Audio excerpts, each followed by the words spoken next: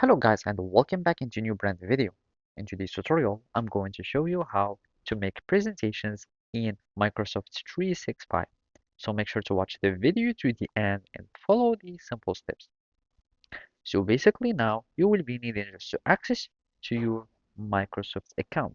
So there you have two options.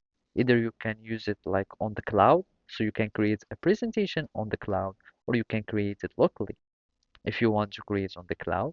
So you will need just to go to your web browser, and from there you will need just to go to the Microsoft account.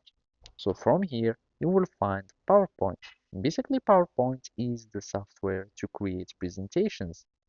You click on it, and after that you will be able to start creating presentations on the cloud.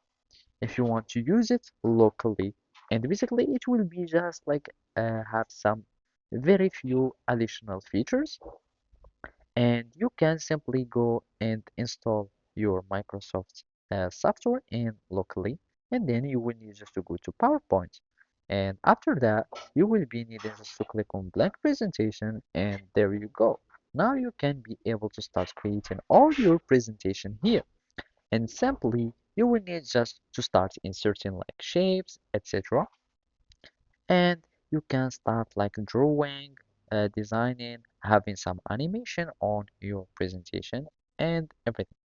And in my case, I'm just going to stick to the cloud, and from here you go to a blank presentation, and simply you add like all your elements. You can add images, text, videos, audios. You can also add animations, transitions, and in the cloud, you won't even need to start like saving each minute or anything.